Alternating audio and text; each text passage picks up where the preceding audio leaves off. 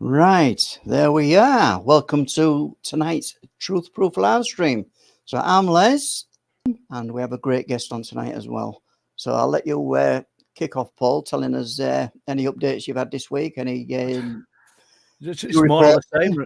Yeah, more of the same, Les. It's quite active at the moment. There's people reporting to me more on that side than I'm seeing or experiencing anything, but it's all good. You know, we spent a lot of time in affected areas. So, yeah, no complaints. And like you said, we've got a fabulous guest tonight, Katie Paige, who's been on before. And, you know, our listeners absolutely loved listening to what she had to share. So I'm quite thrilled to be speaking to her again today. And I see we've got quite a few people in chat. We've got my daughter in. I see Jess in, Jessica, Sky Flowers doing the moderation. Thanks, Sky. Mally Dodgson, Fred Flintstone, Stargazer Eternal, Drew Hollings. Come on, Lindsay. Ralph Winter, Joan Thomas, Disabled Welshman. It always makes me laugh with that name. And not because you may be disabled, so full respect to you, my friend. But yeah, it's a great name. And I love the names that people use in here, don't you? It's around Rivington Pike Beast. Well, we know that's Lee Roscoe. Nuki Brown, Alex Thompson, I've just said. So, yeah, David Drummond. And there's going to be people that I've missed because I know that we'll end up with 300 to 400 in chat. But all good. Thank you. Thanks for the support, people. And hope you're going to enjoy our guest. And hopefully we'll get Rev on as well at some point because I'm sure he'll have some interesting questions to share with Katie. So, yeah, all good. That's brilliant, and I think you've just took all the words out of my mouth, Paul. They were my lines to welcome everybody into the show. Well, never mind, I will let you off. And without further ado, we are going to bring our guest in for tonight. Welcome, Katie Paige. Hi, Katie. Great to see you. Hi, Les. Yeah, it's great to see you guys again. Always Thanks good for having me. No, you're and welcome. hi to all your listeners there in chat. Yeah, absolutely fabulous. And last time you were on, everybody loved what you'd got to share with us. But I'll keep it brief. But it's MUFON State Director of Colorado, investigator and researcher of all things strange, UFO related mainly, I would say. But plus the book, Letters of Love and Light. So, Katie, welcome back to Truth Proof. Thank you. So, we started at the early times. Last time we spoke, we talked about, I think it was your grandfather's sighting and your introduction to the subject of the unexplained. And I believe you were talking the stories you always used to come up at Thanksgiving and other occasions. And how much do these stories of the unexplained still feature in yours and your family's life when you have get-togethers? Right. You know, my mom now, bless her heart, she's 91 years old.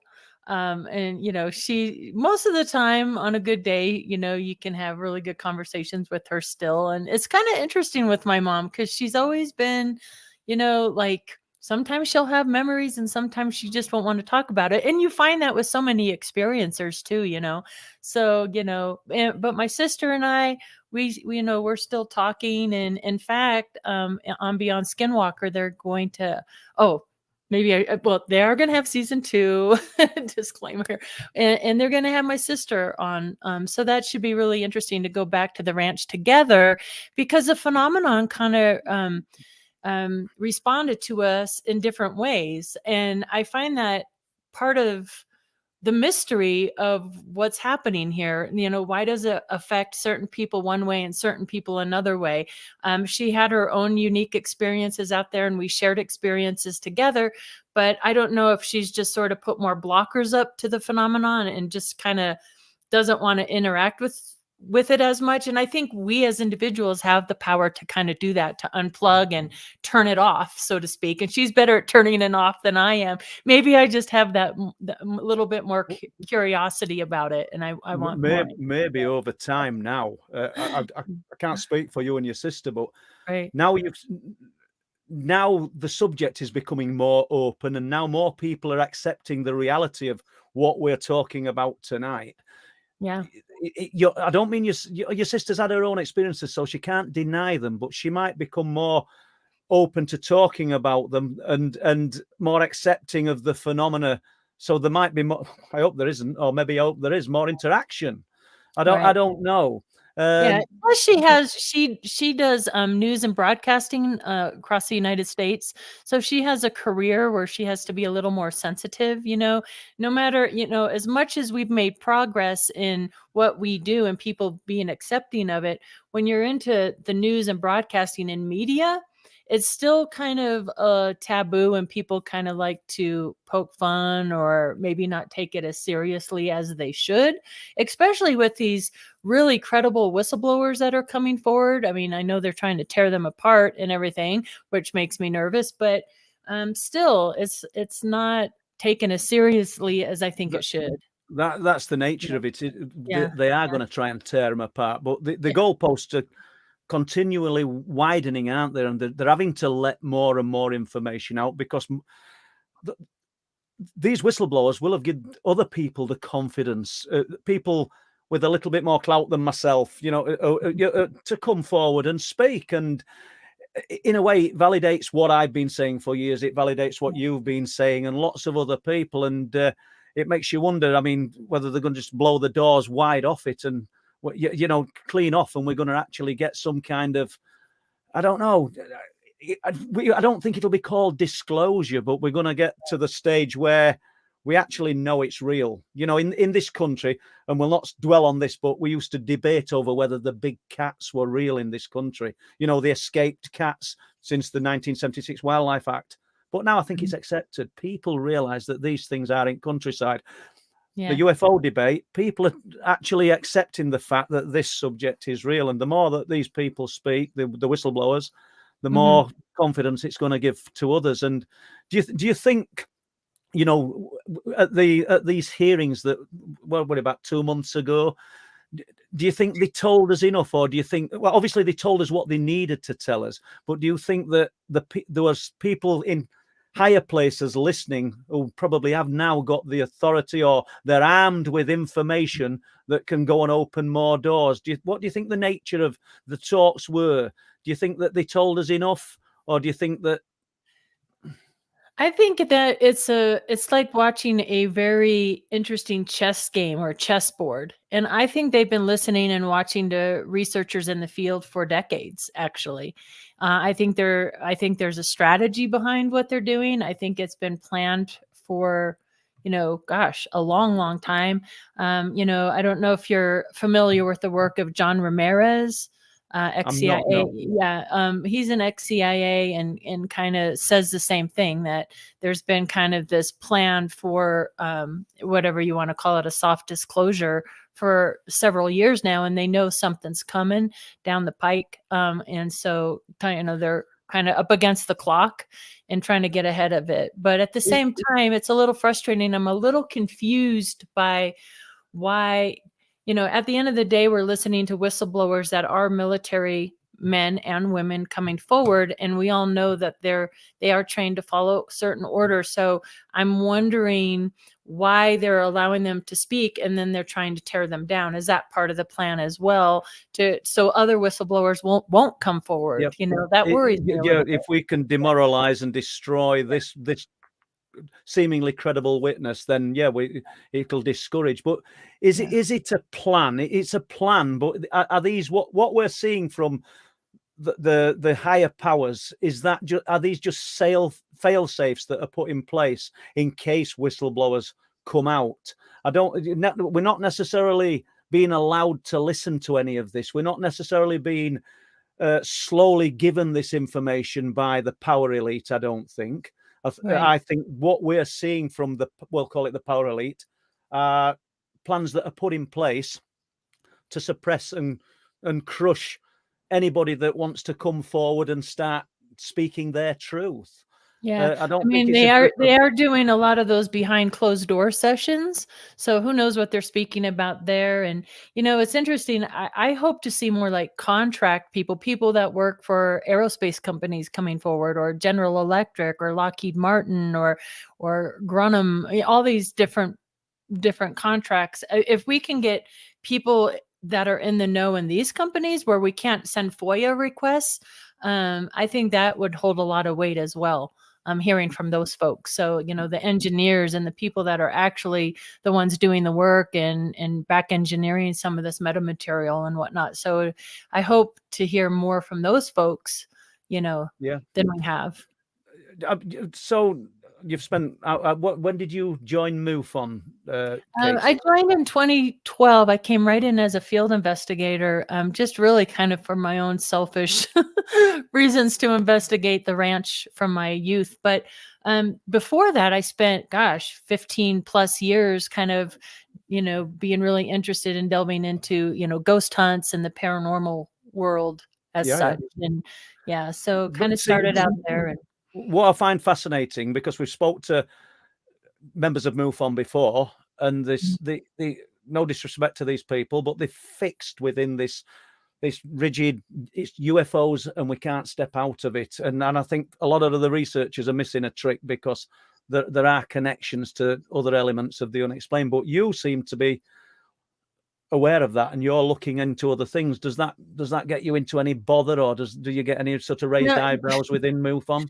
Yeah, through the years, I've sort of had to stand my ground a little bit with that. And I find that so many of the great pioneers in the field, Jacques Vallée and others, I mean, Paul, when you're investigating and you're experiencing these things, you can't just look at nuts and bolts craft. You come to realize there's so much more to the phenomenon, so many things that are connected. And I think, even people that I met early on within MUFON that were just hardcore science nuts and bolts craft, didn't want to talk about cryptids or paranormal or anything else. They've come around and softened a little bit.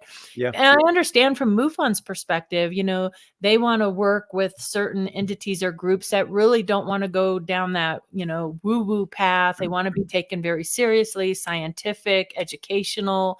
And I know what their mission is. And I feel that's a really important part of it. But what, Katie, if the evidence from what the witnesses are saying keeps leading us down that path, do we just close our eyes? And it does. Yeah, that's what I'm saying. So do we just close our eyes? Right, well, we're not talking about MUFON, but do researchers just like close their eyes and step away from that because it's not fitting into the paradigms of the rules of what they've set out? To me, it's just burying your head in sand. It's stupidity. Well, I think we're all somewhat guilty of being biased and looking for things that prove our own beliefs or ideas. I mean, we all have to be aware of our own biases and our own kind of like, I want this to fit in this box because I believe it and I believe that and I believe this. And you really have to work almost every day to keep that open mind. And for those people, I have really close friends that, are very nuts and bolts, science driven, document driven, which I have that part of me as well. But they've never experienced some of the high strangest things. And for somebody who hasn't experienced the paranormal or high strangeness or this, it's really hard for them to understand or see it from somebody else's perspective that has experienced it. So I always keep that in the back of my mind. And many times these people want to experience something and they're asking me like, Katie, how can I experience this stuff? And I don't have the answers. You're spot on. I am mindful of that. Just a brief example, like a police officer came into forest with me to meet some witnesses who'd had an incredible cryptid sighting. And his words were, I will believe it when I see it with my own eyes. And I suppose we have to respect anybody that's saying that. Yeah. What I can't get my head around is that the narrow-minded people who my mind's made up and this stuff doesn't exist. These people must be delusional. These people must have imagined it. They're probably taking drugs. They've been having too much alcohol. Paralysis and sleep paralysis don't leave you with scars and and massive time loss and things. There's so many factors. Yeah. So I think if the witness testimony is leading us down the road of what people want to call the woo, then we have to follow the evidence wherever it leads. Right. So, Katie, when did you jump off the fence from being kind of skeptical to be, well, not say a believer, because belief that would imply that we're dealing with a religion, to knowing that it's real, to the knowing. Yeah, and I want to say I'm in that category where I really am in, like, I did come in as a skeptic. Like, I really felt like the majority of what was happening out there on the ranch could have been black ops, projects, military, and all that stuff. And we talked about that last time on the show. It's an interesting thing, and I do some of my best thinking sometimes when I'm on airplanes flying and looking out the windows, looking down at the clouds. And I'm like, I have zero doubt in the belief of an afterlife and ghosts and the paranormal, because there's just been too many experiences for me personally with that. When it comes to structured craft, landings, aliens, abductions, it's taken me a bit longer to kind of sort that out. But there's what really turned the corner for me is just going to David Marler's historical research center out there outside of Elbert County, New Mexico, and seeing thousands upon thousands upon thousands of reports from Project Blue Book and NICAP and CUFOS and MUFON, APRO, all these. And we have so many just great, credible reports from credible people. I know we have the hoaxers and we have the ones that are, whatever, but that's a small portion of what we get as far as reports go. I mean, most people don't want to waste their time with this kind of, going through the process of reporting and having something investigated if they're making up a lie or a story, and so many pilots coming forward and in that. So, when you see that amount of data, you have to just come to the conclusion this is happening. This is a real phenomenon. And talking with people over and over and over, you're like, okay, there's a common thread that runs through. Another common thread. Do you find that location is prominent? We know we're going to jump to Skinwalker and the areas around Skinwalker. Yeah. Obviously, we've got a prominent location of High Strangeness. But do you find that thread runs across the board? Yes and no. I mean, obviously, the reports we get into MUFON, the vast majority of them are in very highly populated areas, which makes sense, right? I mean, Denver, Colorado Springs, California. You look at the states that have the largest amount of sightings. Phoenix, Arizona is one of them, and they're highly populated areas. So this I guess some people think, well, these kind of high strangeness events or abduction only happens in very rural locations out in the country, in the middle of nowhere. That's not necessarily true. People are having these events, in the cities as well. So, yes and no. The types of events seem to differ from city to rural in some kind of, ways, but you see it all across the board, I would say. Yeah.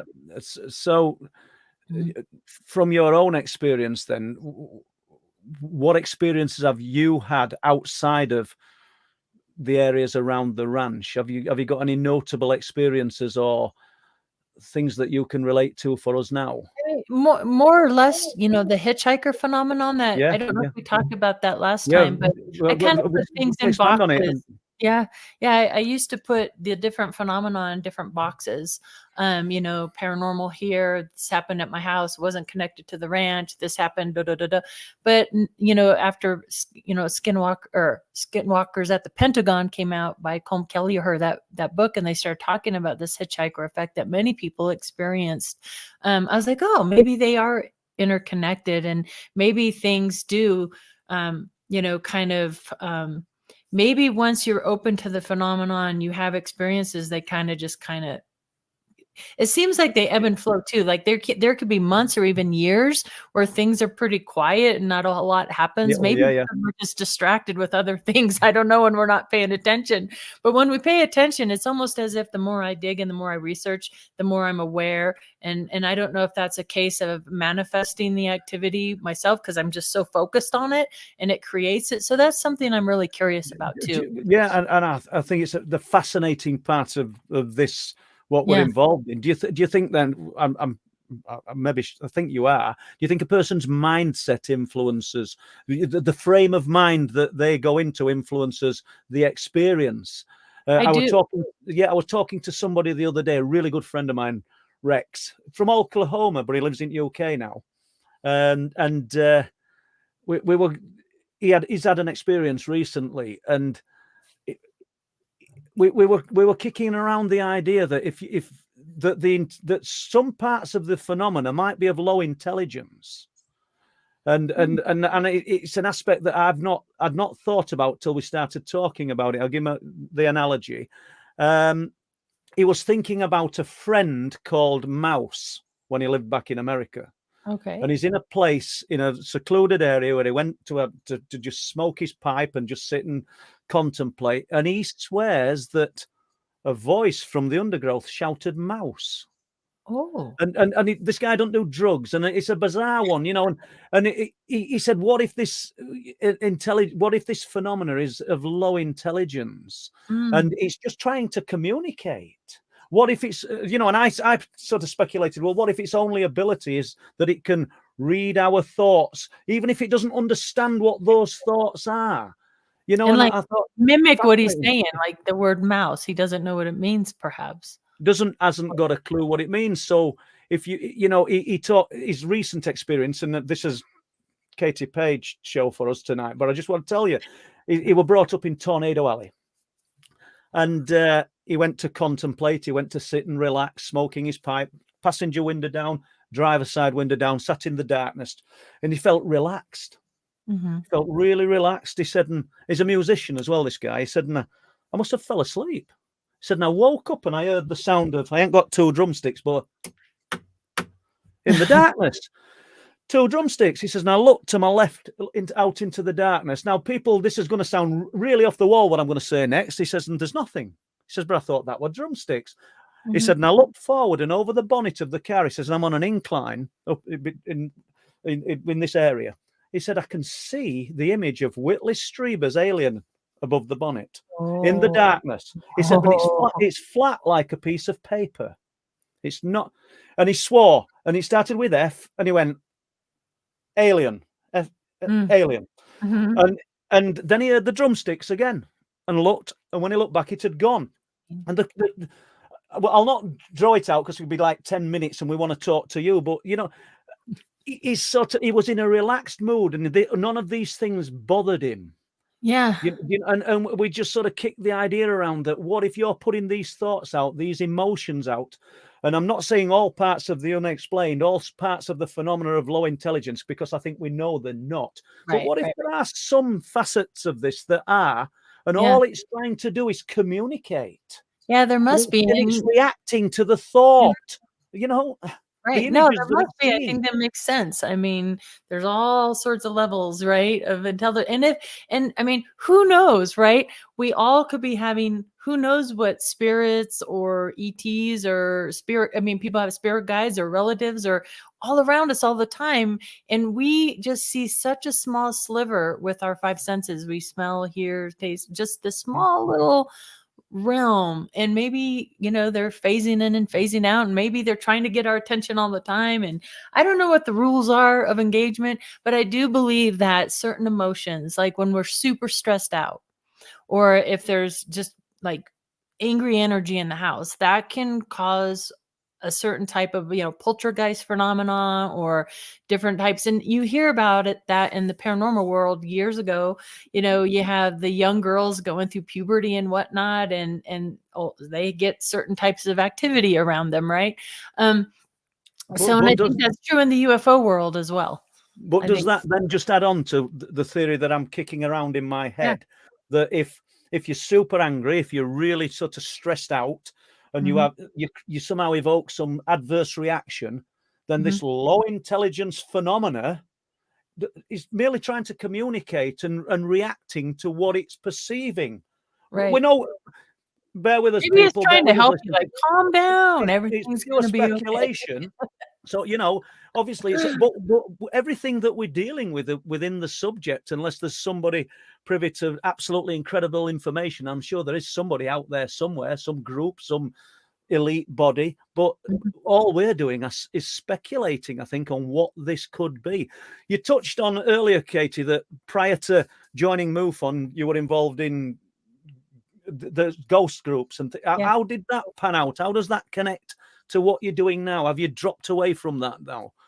Not so much, because still to this day, I have some paranormal things happening from time to time, you know, that's interesting. And I think to myself, you know, what's causing this, who's around, why. And so I'm still trying to find those answers.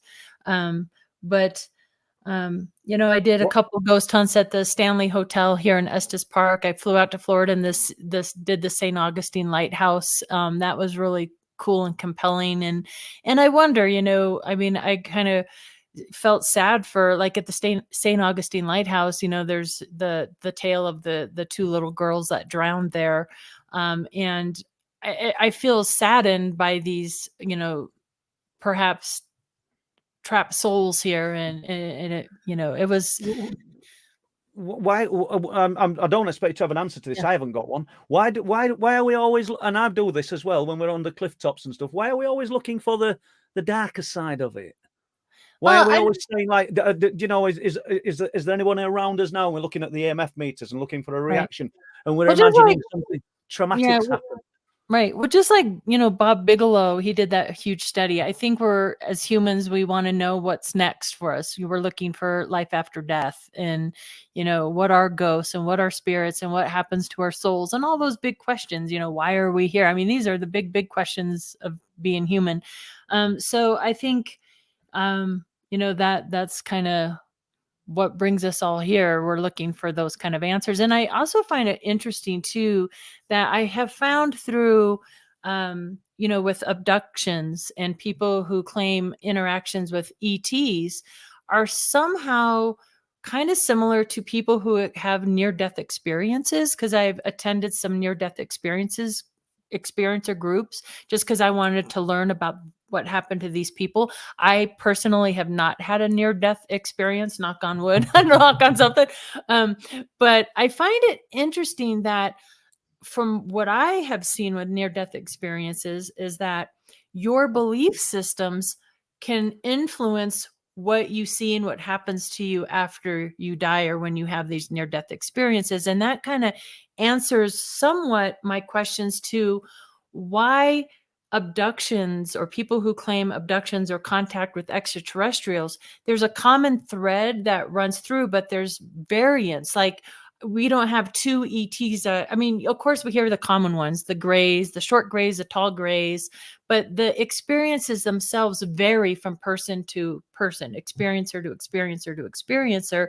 And I'm wondering why that is. And I think it really comes from our own perceptions, our own thoughts, and what we expect to see on some levels. Now, there's the outliers on that, like, the Pascagoula case with the ugly guys, it's like, those are quite different. And so we do have all these different types of extraterrestrials that people are, and maybe it's just that there's just thousands of ETs out there, and they're able to phase in and phase out and interact with humans. Or there is just one ET or one phenomenon that's presenting as many things, right? Depending on the individual's mindset. Right. So have you noticed then through the research, through all the papers that you've read and the reports over the decades, as the shape, as the actions and the motives of the visitors, in the words of Whitley Strieber, has it changed? I think so. I headed up a team of 15 people for over 3 years called the MUFON Mars Project. And that stands for MUFON Archive Research and Redacting Team. So there was over 10,000 reports, and we had a team, and we had 2 people on each report. And some reports could be from 1 or 2 pages to over 300 pages. And each person had to read over these reports word for word for word and redact out any sensitive information, whether it's medical, cuss words, locations, places of employment. Basically, the rule of thumb was, if you could track down a person from this information, take it out, because we don't want people to come back and sue MUFON or sue anybody for, hey, all of a sudden we're getting harassed because you let my personal information out there. And so it took one person reading it over and then another person to read it, and took several, few years to go through them all. But in reading those reports, and we had reports from the 50s, the 60s, the 70s, the 80s, the 90s, and so forth. So you kind of really, in going through Dr. Leo Sprinkle's work for, what I did with my book, Their Letters of Love and Light, reading all these letters that people wrote to Dr. Leo Sprinkle from around the world, through the decades, I kind of got to see a glimpse. And of course, I'm a little biased. My favorite decade to research is the 70s.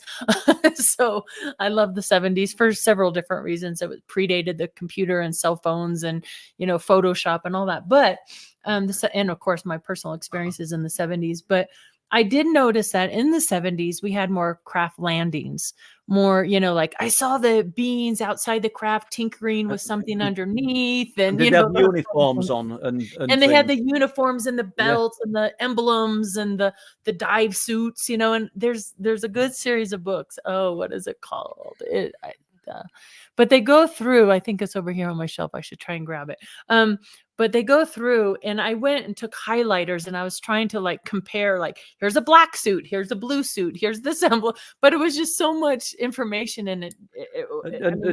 We need a smart computer for that. I'd listened to a few people, military personnel, talking. I can't think of the guy's name. I think his surname was Stevens, but I'm sure he were talking about seeing some kind of motive, some kind of rank on the alien, and you're thinking either this guy's not quite being on the level and he's making this up, or it's the phenomena. Once again, I don't want to just make excuses and sort of everything's got to be them, but giving us what we want to see. Right. And I think there's a massive change to the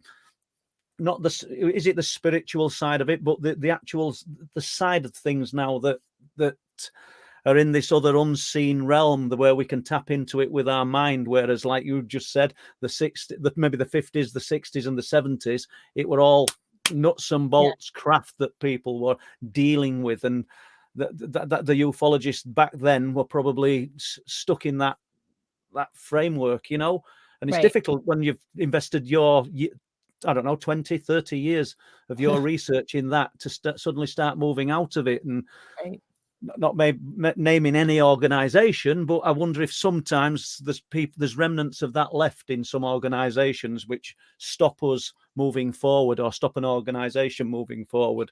Don't know.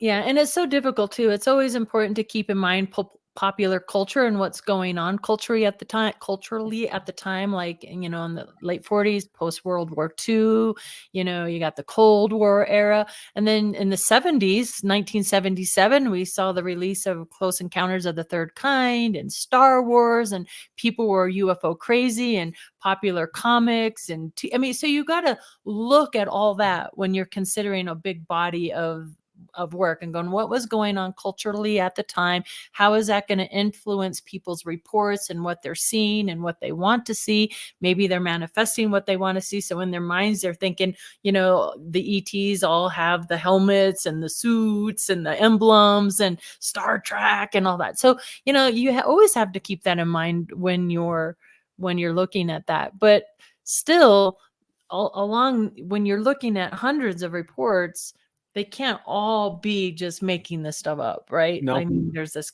commonality that runs through them. So yeah, it's interesting. And then another thing that comes for me that's frustrating and hard is when you're looking at older cases, and the investigators back in the day before we had the luxury of, being on our computers and going to all these great, heavens above and stars. Yeah. They did a lot of just heavy work, writing the old-fashioned letters, going to police departments, going to the meteorologists and all this stuff. And they put a lot of work into these reports. But at the end of the day, if you really wanted to reinvestigate a case, you almost have, because you don't know who the investigators were and the kind of work they did. So if you want to look really closely at a case, it's almost like you have to start from scratch. And then we've lost so many great credible witnesses through the decades. And that's what's frustrating with me in the ranch research. We're, just a week and a half ago, I had the honor of speaking to a rancher named Carl from the area who has generations in the area, but he's in his 90s.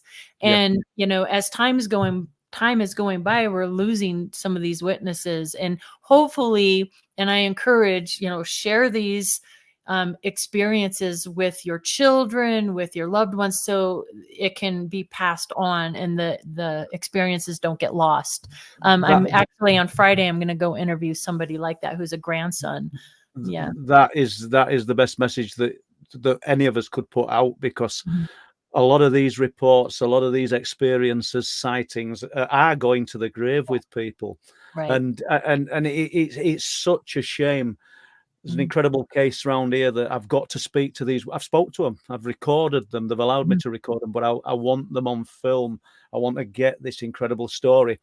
Right. And what you're doing is no different. And I know that you're keen to talk about beyond Skinwalker, and I really want to jump into that. And I know Rev's going to come in with a few questions later. I hope he is anyways. And, so how thrilled are you to be beyond Skinwalker Ranch? Just fabulous image, that, isn't it? Well, first of all, I'm just thrilled that finally, because, like we talked about last time I was on your show, I didn't know anybody knew anything about this ranch ever until I bought that book, Hunt for the Skinwalker, and read, about other hotspots. And there was the Colorado Ranch. I'm like, oh, I know that has to be the location, and wrote to Dr. Leo Sprinkle and so on and so forth. So just, finally getting validation and getting this ranch on the map, so to speak, is a thrill for me. And so when Beyond Skinwalker approached me, I was beyond excited, because I had left a note in the box of the people that live there now, and then COVID hit, and I didn't want to talk to these people over the phone or whatever. I wanted to sit face to face with them, and COVID kind of shut that down. And then right after kind of things started opening back up again is when, Beyond Skinwalker approached me, and I gave them information of the people that live there now, and they contacted them. And I was just so excited that the people that live on the ranch now were open to them coming and investigating and learning from me, because they did not know the full history of where they lived. And I was frankly a little nervous about that was going to be one of my questions. Yeah. When you left the note, I don't mean you thought about it every part of the day, every minute of the day, but was it crossing through your mind quite often, thinking, I wonder what reaction I'm going to get? Almost nervous leaving the note in case you get a flat blank, no, we don't want to do this. I was very nervous, because I had no idea if they were experiencing anything, if things were still going on, how they'd respond to, like, who is this person? Like, it made me very, very nervous. And this is their home. This is, I don't want them to be afraid of where they live. And how do I share the history of this area and location with them without making them afraid? So yeah, I thought about it a lot, and it was a few days before I got a phone call back. And, we just spoke very briefly on the phone, and we tried to set up a time to meet at a local restaurant. And then again, COVID kind of shut that down. So things kind of went quiet for a long time. And one thing I could say about filming with Beyond Skinwalker, they were so good about, they never fed me lines. They never did anything. I kind of forgot the cameras were there eventually. Yeah, I forgot the cameras were there, because they filmed for a whole week just to get like the 44 minutes for the one episode. And but they were really good about, I don't want you guys meeting or talking or interacting in any kind of way. And not just with the people that live on the ranch, but like with David Morehouse, who did the remote view, and other people that were involved, even the rocket guy. Everybody, they kind of kept everybody separate. So when cameras were rolling, it was genuine. And so when you see us meeting for the first time, that is legit when I'm meeting them for the first time. And what they don't show on the episode too is I have, let's see, I have some of it here, not all of it, but it's in my file cabinet. But for example, like, this is like some of my work. So I came with like all this boom, I'm like, here's the history of what's happened in, newspaper articles and whatnot. And we sat in their garage area and just shared. And that was all like for real. Like, we were just meeting for the first time, sharing for the first time, and the reactions were real. So you've got a couple, more than a few wow moments, but sharing these things. Yeah. So because obviously you can devote the next hour and a half to this, Katie, honestly, but just give our listeners a brief outline of what the location Beyond Skinwalker, please. Yeah, Beyond Skinwalker. So this episode is the third episode, and it's called the Rocky Mountain Ranch episode. They don't disclose the actual county in the episode, but I've been talking about it for a few years now. So it's in Elbert County, Colorado, which is basically if you have the city of Denver, Colorado, and Colorado Springs. And Colorado Springs is, where NORAD is located, and the Air Force Academy and Camp Carson and Butte and all. It's a heavily Air Force military town, Colorado Springs. And Elbert County is like right kind of in the middle of these two, so it's an interesting location. Obviously through the decades, it has been built up. There's more, residential neighborhoods and whatnot, but it's still pretty rural. We still have many ranchers out there that raise cattle, many large acreages out there. So, and after you dropped the note in explaining who you were, and you got the response, were they surprised, or surprised that you'd contacted them, but not surprised that you're talking to them about the strangeness?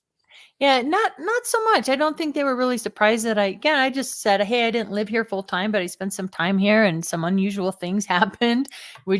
Are you interested and open to hearing about those things? And to my relief, they were. They were very open and curious in that. And meeting with Nicole, the daughter who was born and raised there, and talking about our kind of hitchhiker experiences, and to find out, that she too had these tall shadow beings, and there was an instant connection between us because as young girls, we experienced some of the same phenomena. So it was like, oh, that happened to you too. And were you afraid of the wooded area? And did you have, especially at night, like, no way. And I'm like, oh, that feeling too, that kind of thing. So that was cool to know that she has experience. It's validating for me. Not that I want anybody to go through that, but it's nice to know others have experienced it as well. I really want to jump into this, but I'm also mindful of the fact that we've probably got some questions already. I don't know if we have, and because we're here. I know Rev's going to come on at 8ish, so I just want to jump into some of these experiences. So we've got questions, Liz, yeah? Yeah. And grateful for all the questions that have come in tonight. I've got a few on my list here. Are you okay with questions? I am great with questions. I love questions. Stargazer Eternal 1 is a couple of MUFON questions here, actually. The question is MUFON seeing any new trends in the phenomena? Yeah, our here, and I can only speak for Colorado. I'm not keeping a close eye on all the other states, but our cases are going up. We're really, really busy. So I'm really thankful and grateful.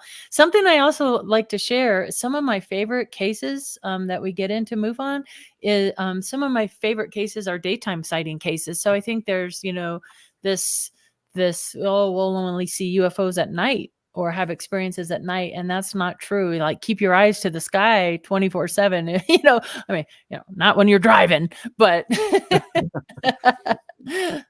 And I've got a question. Thanks for that, Katie. Fred Flintstone is asking, question, does MUFON have an official policy on cryptids? Does it accept that they exist? Well, here,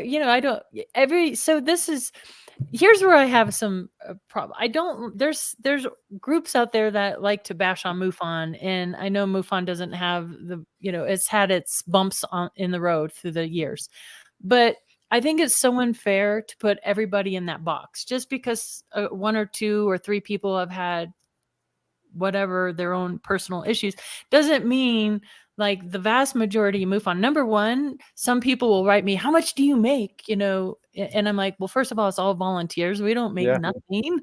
Zero. It's because almost all of our field investigators are volunteers. They do it because they have a passion and an interest. So it's really unfair to put all the people in MUFON like, you're all bad. I mean, it's just silly, and it frustrates me. There's so many great hardworking volunteers within the organization. So first of all, I want to say that. As far as cryptids go, MUFON has a group called the ERT, or the Experiencer Resource Team. And within our CMS, which is the case management system, when we do a report, we have all these different tabs. So if you have an entity sighting, it'll go to the ERT, which was started up by Kathleen Martin, the niece of Betty and Barney Hill. And they work with more of the abduction side of things. And so when we get a cryptid sighting, like a Sasquatch sighting or something, it's not that we dismiss it. we will put it in the report and we'll fill out a certain form within our system that describes the entity or whatever. But typically we will focus on a UFO unexplained sighting.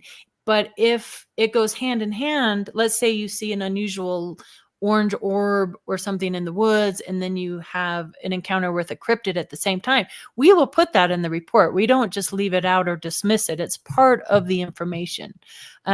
I think what they're trying to steer away from, and this was true, a year and a half ago, where they were kind of really trying to reel that in a little bit and really focus on the UFO structured craft and the science behind it, which I understand that it's important, because they don't want to be seen as, we don't want people going into MUFON reporting ghosts, for example, because that's not what we do.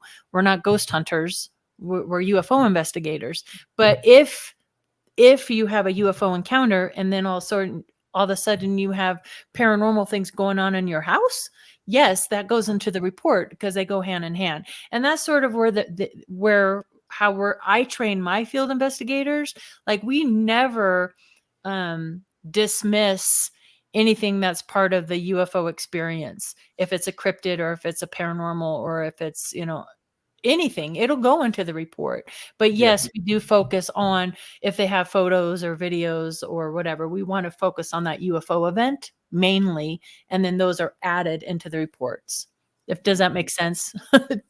Yeah, makes perfect sense. Thank you. Gavin's Still Crazy is asking, what's the most intriguing case you have investigated, Katie? Yeah, the one of the cases in Colorado that I loved, again, it was a daytime sighting, and of course it was like, this is out in the Elbert County area. So any case out in the Elbert County, there was one just recently too that was fascinating. But this one I'm talking about, it was a woman who got up in the morning. She was headed to work. It's out there towards Elbert County. And she notices something above the tree. So this was pretty close. And as she's driving, she's looking at this object and she's thinking, are these pelicans? Are these birds?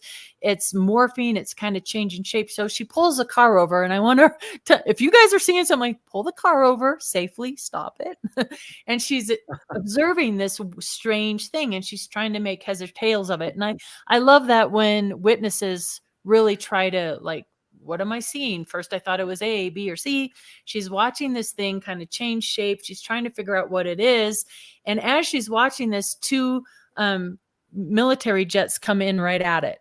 And she said, we live near Buckley, which is Space Force now. So we see jets flying all the time. These came in really low, like so low. And she's like, what the heck? And they were coming right at this object. And as the jets are coming in at this object, she said it was like a special effects in a movie where the thing just vanished and right in front of her face. And then one jet went off to the east, one went off to the west, and boom, that was her sighting. But to me, it was very compelling because of the two interceptor jets that I had researched out there in Elbert County that went down and were in pursuit of a UFO and all that stuff. So that was a cool case. And then we just had another recent case out in Franktown, Colorado, where a dude, this was in 2020. Again, the event happened in 2020. All this stuff's coming out in the news. He has photographs. He's like, I'm going to report it now. So it's never too late to report your sightings, even if it's years back. We look at them as historical cases, and sometimes it's harder to get data. But these were a series of photographs. So he's riding on a motorcycle with his girl on the back on a Harley Davidson in Castlewood Canyon's beautiful sunset. He's taking photographs of the sunset, or she is, off the back of the bike. And they're going through the photos later. And in the photos, they're very strange. There's a weird, almost like an obelisk column of light. It disappears where, like, there's a bank of clouds. So it's like a column of light disappears through the clouds where we can't see it, and then comes down into the ground. But it looks like a box or a square. And as our investigator was researching this, she came across, so that happened, I believe it was June of 2020. That November 2020 in Utah was a similar phenomenon. They were seeing these obelisks out there in Utah, and a similar photograph came in, which was like an obelisk or a square column of light. So could you see through the light? Could you see behind the light? Yeah, you could. Here in a little bit, I have a reason for asking. This will come up. This will come up later, but in the chat, I know it will. So, yep. Go on, Les. Sorry. I'm cutting you short there, Katie. Had you got some more to add to that? Yeah, I was going to send you the picture really quick. Okay. Let me send you the picture. Putting me on the spot again, Katie? Yeah. Yeah. I'm sorry. It might be a minute to get it up, but I'll send it to you because it's actually a really cool picture, and I'd like to have your listeners see it. So it'll just take me 1 second here to put it up here. I'll send it to you in the chat. Okay. Yeah. Okay, hold on. I'm finding it. In the meantime, though, we can continue on. Yeah, right. Well, we usually do a sing and dance at this point. Okay. I like that. We've got that many questions. Yeah, we'll skip all right, over. there. I just sent it to you. So there it is. I'm just going on to this one, which is on the screen actually. So yeah, Gavin Still Crazy had another question in. What is the most bizarre case? Bizarre. I think they're all bizarre, but yeah. My own. Yeah. Bizarre case. I mean, yeah, I would say these just high strangeness locations are bizarre, just like at Skinwalker Ranch, where you have cattle that are in one place and then are locked in a storage container. That's bizarre. These were the bulls that were in the storage container, weren't they? Yeah. Those are bizarre. Yeah. And it's an incredible part of what's happening, and we need another hour because I could just go on to some of that with the animals that we were looking into in 2017-18. But yeah, go on, Les. Okay, so there's the picture you sent from the earlier case. Yeah, what you mentioned, Katie. Yeah, there's that. So what we're looking at there, Katie. This is the column. Stream, yeah, the column. Yeah, that's so strange. You see how it looks like almost like a box at the top, and this was taken off the back of a Harley Davidson motorcycle in Castlewood Canyon here in Colorado in the daytime. And what's weird is these pictures were in succession of each other. So there was nothing. And then this is the one I edited and put in black and white so you could see this is kind of inverted. But what's interesting is the shape at the top almost looks like the Calvine UFO. The triangular shape. Isn't it strange?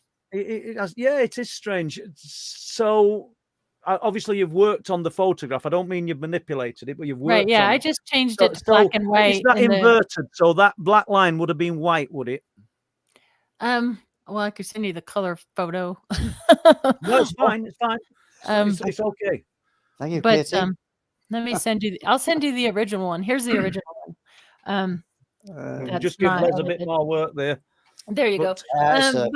But what's interesting to me about it is the photo that was taken right after it, where you can't see that column. It's almost like you could see in the sky where it's just a little bit lighter, as if something was there. Yeah. So that was really strange. There's the original photo right there. So I just cropped it and turned it to black and white so you could see that square shape of it. That was a fascinating case because I have no idea what that could be. It's not a reflection from behind glass because they were on the back of a bike. Yeah. It looks too straight to be a bug, but you're going to get somebody saying that it could be a bug just going straight up. It close to the screen. But there's a guy who comes in chat and is a great supporter and friend, really, a guy called Tom Waters, and he sent me an image that a farmer took of a column of light shooting up from the ground.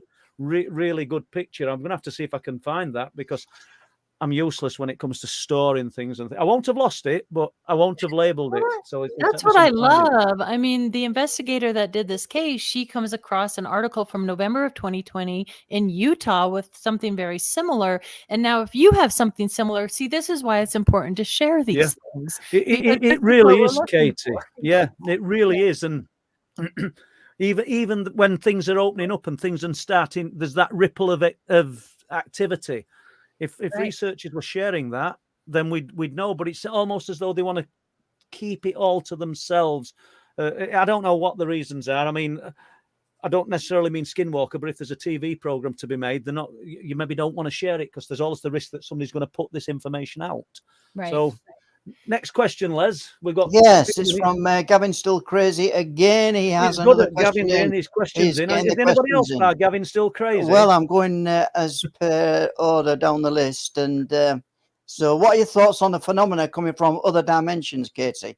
Well, the longer I research and the more I not that I know any answers, but there's so many little clues that are hinting to this is probably could be what's going on. Even talking with other pioneers in the field come to this conclusion that something could be phasing in, phasing out, coming up through, I hate, there's so many words for portals or other dimensions. So, just like there, I think I sent you guys an image from Beyond Skinwalker, that first night of filming on the ranch. That was the first night I was back on the ranch, and we were expecting cold weather and snow, but not it started coming down heavy. So we're out there with our headlamps and walked over some, climbing over barbed wire. I feel like I'm all rugged, like, oh yeah, I'm quite the adventurer. But anyway, the film crew is behind us and we're walking through the snow, and out in front of us, there was no tracks. And then there were these footprints, and they were bipedal. This was the image from a screen grab from the episode, but they weren't deer. They weren't elk. They weren't rabbit. They weren't dog. They looked like bipedal humanoid tracks in the snow. Then they disappeared for 12 feet or so.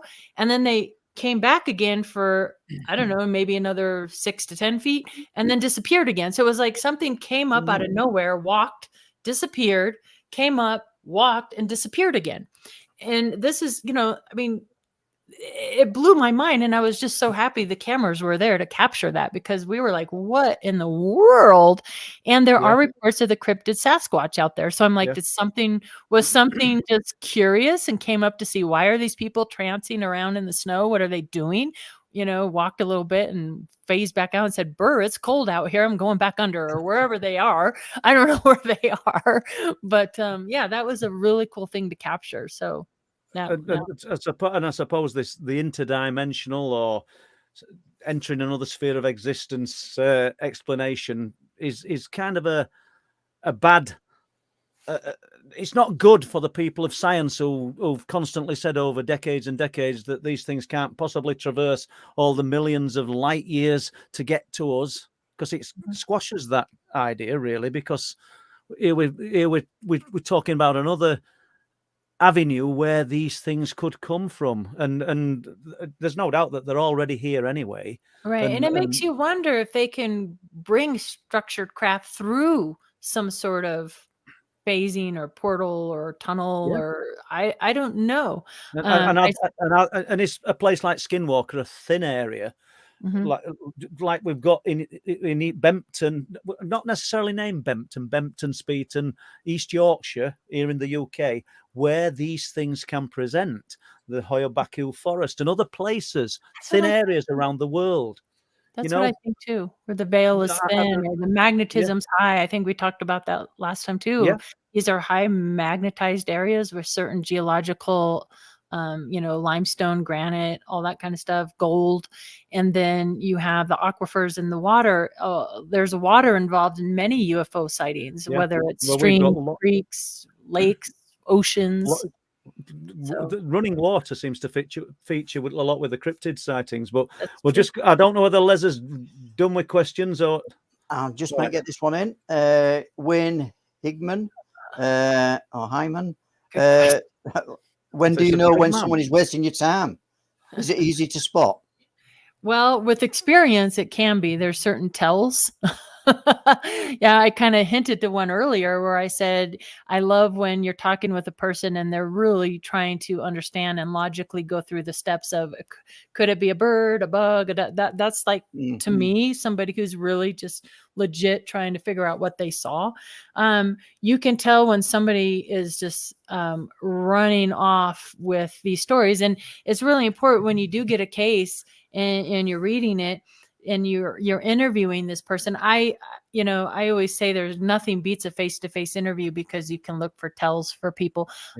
But you can kind of catch them in little spins, or you can sometimes tell if people preface like truthfully, or certain little things like, well, wait a minute, why do you have to start with truthfully? Does that mean before you were on, these kind of things? And we actually have classes and training that and it's not all the time that you have these tells, but there's certain little things that or you'll get these long elaborate stories and then they're unwilling to talk to you about it or have an interview, and that's a red flag for me. That's a red flag.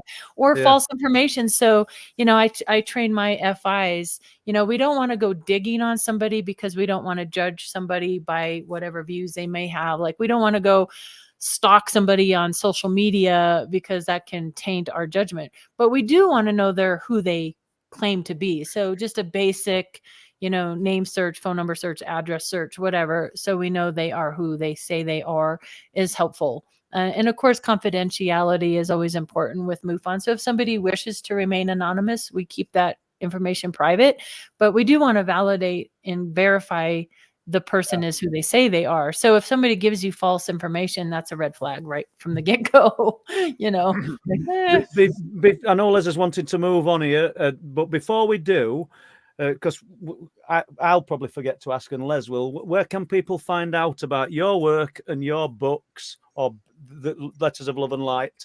Yeah. And I just want to mention something myself. Yeah, it's just my name, KatiePaige.net. KatiePaige.net, and that's where they'll find you. Right, and it's Paige with an I, Paige. So KatiePaige.net. Yeah, and behind Les, you can see the film Wolflands, which is on Amazon Prime, and it's still doing absolutely brilliant. It's got some great reviews. So I just want to push the documentary that we spent 3 years on. I noted that you said we spent a whole week for 47 minutes. We spent 3 years for an hour and 28. So yeah. So we're proud of it. Right. And if you want to buy the Truth Proof books, my books, I've got to show them. You can go onto the truthproof.uk website, and Don, who runs the website with me, give me a kick up backside tonight, and he said, make sure you mention the website, because I never know what to do. I know Les has got it on below you, Katie, there on the screen. Yeah. So there's loads of interesting reports on there that are all original to Truth Proof. We've no objection to anybody using the reports, but if you do, just credit us with it, because even newspapers have been using them recently and never said where they've come from. So that's done. Right, yeah. And thanks for answering those questions, Katie. We do have some questions for a little bit later on, but at this moment in time, as promised, our regular contributor to the channel, the Rev, will bring the Rev on now. We'll be able to ask some questions for Katie. Yeah, and then welcome to the show. We'll roll on. Hi, Rev. How you doing? Evening. Yeah, not so bad. Everybody okay? All good, mate. Great to see you. And Katie, Rev, Katie. There we go. Nice to meet you, Rev. Evening, Katie. And you look comfortable and casual. That's awesome. I've got my new smoking jacket on, so very nice. I need one of those. Not that I smoke, but Rev, you've listened to us for the last hour. No doubt some things will have been ticking over in your mind. So have you got any questions for Katie? Because we're going to go beyond Skinwalker with most of this now. So, okay. All good. Well, before you get onto Skinwalker, there's just, I know nothing about MUFON. I don't really look into much of that sort of stuff. And I remember I was in chat with Earl Grey, and he mentioned that MUFON were working with the government on certain stuff. And to me, that kind of seems a bit counterproductive, working with the people that are stopping you from getting the information in the first place. So I just wondered what your thoughts were on that. Right. Oh boy, have I gone back and forth with this one. Here's and it's kind of interesting being state director for Colorado too, because this is where Bob Bigelow came in through Colorado. We have some interesting people that come in through Colorado for whatever reason, government types and whatever. So I'm like, what do I feel about that? Here's what I could say about it. Like I told Paul, this organization is like, the vast majority are just good, hardworking volunteers that are interested in the phenomenon. Where these cases are going and what they're doing with them, with the government or Congress. I know our Dave McDonald is working with Congress in that. And for a while, I was like, what's going on here? But this has been true for decades within the UFO community. It doesn't surprise me that our government and our military is interested in the reports that are coming into MUFON, because we have secret technology. Every country does. And it doesn't surprise me. And in fact, I think it would be amiss for these people to not look at what witnesses are observing. So I do think they're looking at our cases that are coming in to see what witnesses are observing. And if it's our own stuff, they want to know it. Like or somebody else's our secret stuff, technology, if witnesses are seeing it, they're looking at that. I do believe, however, that at the end of the day, it's not anything nefarious. It's not like we're giving people's information to the government and they're taking it over. Like it is within MUFON, and we're very, very protective of our witnesses in that. But I think that's what that is. And I do think, honestly, MUFON is pushing for more transparency through the Congress and through the government in that. So, I've had to really look at that for my own personal things, because not that I'm but because of my experiences on the ranch and thinking that some of this was black access projects and secret kind of things, I'm one to always be a little leery, and I'm not one to just gullibly go, oh yeah, let's listen to everything they're saying. It's got to be truthful. I want to know, like, what's the motive behind why you're doing what you're doing, or because you hear people talking about a false flag invasion or these kind of things. And so, I've had to really weigh what MUFON's involvement is, and I feel comfortable enough to stay, okay, this is nothing nefarious going on here. You know what I'm saying? At the end of the day, the cases that come in, somebody reports a case to MUFON, it goes to the state of origin. So whatever state you have, and then it goes to a field investigator that goes through the training. That's just a volunteer that really wants to they have 90 days to close your case. And so, and then from there, I would say 90% of our cases are what we call identified, or IFOs, whether it's a IFO natural, which could be the planet Venus, to a bug, to a bird, to an IFO man-made, which is like Starlinks or satellites. 10% are unknowns. And I think those 10% of cases are what perhaps other eyes are looking at to see, are they seeing our secret technology, or is it something unusual and paranormal, and they're just as interested as in anybody else. That's a conclusion I personally come to. I hope that answers your question, Rev. Yeah, I mean, it's just to me, it seems like an easy way for them to collect information as well as give misinformation if you're believing that you're working in partnership, if you know what I mean.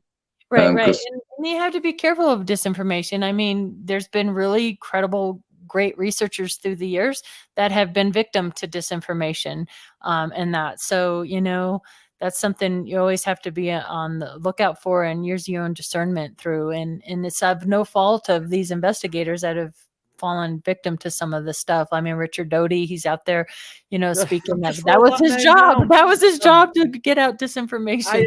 I've just written his name down as that was said. I wrote Rick Doty. Yeah. Mm-hmm. Yeah, but anyway, fire away. Yeah. But so are we going back to Skinwalker then? Have you any more questions to ask for a moment, Rev? No, that's fine. We'll crack on with Skinwalker. Yeah, well, thank you for that, Kate. That was well explained. Thank you.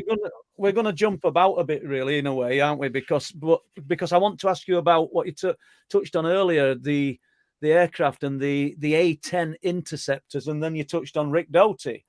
Yeah. I've met Rick, and I happen to like Rick. I got on really well with him. But tell us about these aircraft. Yeah, so, I met Rick for the first time in Laughlin, Nevada. We were speaking at a conference together. And my first question to Rick Doty was, did the Air Force, and was he in particular aware of the ranch property in Elbert County back in the day? Because to me, that's kind of telling in itself that, like, why were people from Camp Carson there? Why was the Air Force aware of it? Why was NORAD aware of it? Why was the Colorado Bureau? Well, the fact of the matter is there were just like, mysterious cattle deaths occurring almost daily out there. So of course, if people were uncomfortable, they were scared, what's happening, who's doing this, whatever. So that's kind of the attention that was brought about. But Richard Doty, I kind of cornered him at the conference and said, hey, did you know of this ranch property? He goes, absolutely, we did know.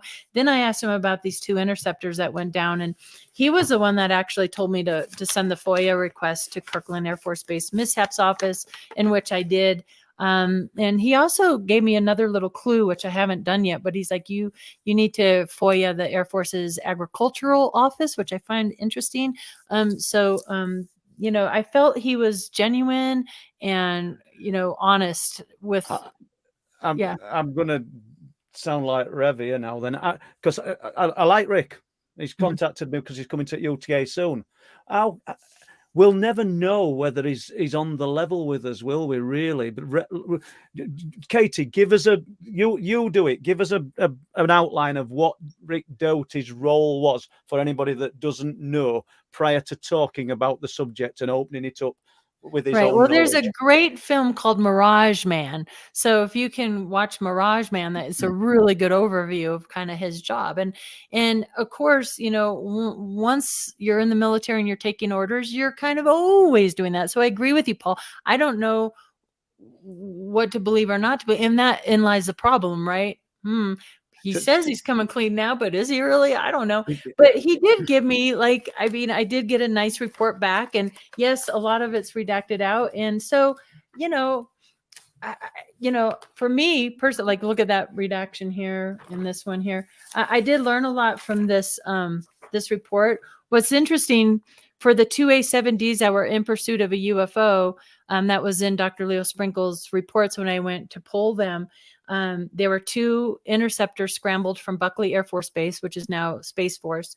It was supposedly, according to this report, an instructor and a student pilot. They had 218 live rounds of ammunition, 20 millimeter bullets on board their gunners.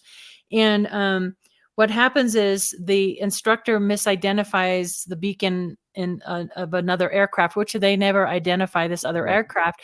And also in this report, it states that the instructor's 8 of his essential instruments went out on his craft. So his instrument panel was dark. And so that's when he hit the tail of the students' interceptor. They both went down. They lost both craft. Both pilots ejected. Both pilots survived. But it's really fascinating to me. Sometimes the answers lie in what's not spoken about and what's redacted. I'm like reading along going, oh, it's getting really juicy. The transcripts from the tower to the pilots. And then all of a sudden it's big and black redaction. I don't know whether that's a board of inquiry report, which we would get here in UK, but or if that's similar to a board of inquiry report. But why would they not identify the third aircraft? That's the bit that we're not knowing. That's the juicy bit. Why have we not identified the third aircraft? Exactly. And that's what's a UFO. It's a UFO, right? And why live ammunition over residential farms?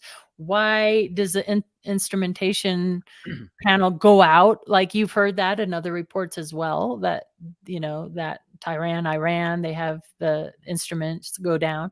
So a lot of little clues and tidbits in this report. And then going to David Marler's and finding, you know, our Canadian NORAD scrambled the same year, scrambled a couple interceptors in pursuit of unknown blip on the radar. So in pursuit of a UFO, it made the front page of the National Enquirer, you know. And it's so funny because back in the day, you're like, oh, the National Enquirer, it's all just, you know, BS or whatever. But there's some really good, credible stories that the National Enquirer reported on. In 1985, over at North Sea here in UK, literally probably 12 miles out to sea from where I'm sat now, 15 tops, a tornado, 12th of December, ZA610 went down.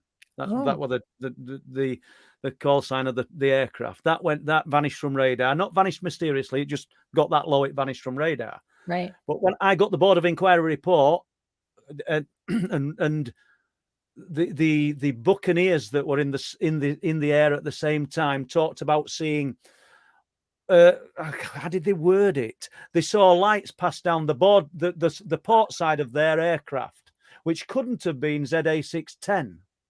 It just couldn't have been, because they'd already said they'd seen ZA610, I think, at their 11 o'clock. So anybody privy to Board of Inquiry report, it might be their 10 o'clock, but I think it was their 11 o'clock. I just, you know, I haven't got this information in front of me. But what's interesting was the conclusions of the people summing up the Board of Inquiry report for ZA610 said that it was probably a nocturnal nighttime illusion those lights that went down.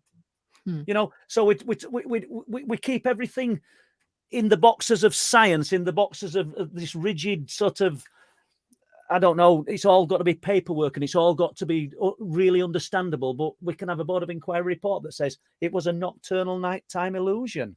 They're quite happy to move to the, not the woo, but, you know, we can use something that's totally anomalous. Right. And they'll make a box to put it in, won't they? Yeah. You know, we've got trained pilots saying we saw lights pass down our port side. Yeah. Unexplainable. So we'll say it was a nighttime illusion. We do see these anomalous craft around, like space shuttle launches or SpaceX launches. I think many of us have seen that video of it. Looks like a silver sphere. It's not a bird. It's not a bug. You can see the bird's wings flapping, and is when that explosion happened on that rocket. It's like, what was that? And it's really hard to tell. And also with hurricanes and tornadoes, you mentioned, you have this phenomenon that something comes in. Perhaps they're curious. I don't know if they're causing this or I don't know what their presence is, why they're there, but we do capture these, unusual, anomalous things flying around our skies during these kind of events. So I find it fascinating, but what's frustrating to me about it is unless you have the raw footage and the raw data and you have the person that captured it, it's hard to really, everybody has their opinions about it. And unless you have that and you're working the case basically with the raw footage or raw data and the person who took it, you can't know really.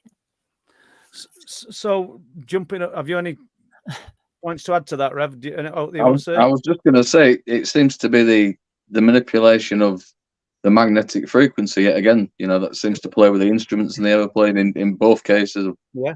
And on the ground, there seems to have that magnetic interference. So that's common between that's so true. Two sides of the world. Knocking out the electrics or the electronics of the aircraft. Yeah. And I mean, if we don't know that it was UFO related, but if we can, you're right, we can jump back to cars traveling along a road and suddenly all the instruments fail and the car stops, doesn't it? Same thing. Yeah, you're just absolutely spot on. Right. So if we jump to Skinwalker then, and you talk about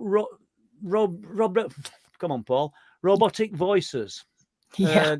And have you any experience of that, or is it other people working on the project with you? No, that was one of my most terrifying experiences. And again, that kind of set me down the path of, was this the military doing black ops, MK Ultra, whatever nefarious programs out there? Were they trying to scare? Were we part of some sort of like, let's try and scare the Jesus out of these people? Because I mean, let's face it, why would an extraterrestrial come down and go through like a electronic sounding voice through the house? But the power all went out. We saw it's like the brighter than the sun out the window.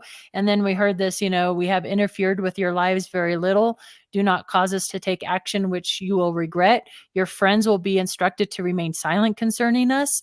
That was terrifying. And my mom and the adults at the time took that very seriously. They were said to be. Is this at your home, Katie? This is on the ranch in Elbert County. On the ranch. Yeah. And it's so unusual. And, that's a memory that I definitely had. And then to see it in the actual APRO report, the actual quote of what it says, I was like, oh my gosh, there it is in black and white. I had a memory of that. And then to have the actual words in that report taken from back in the day was just like mind blowing for me to see that.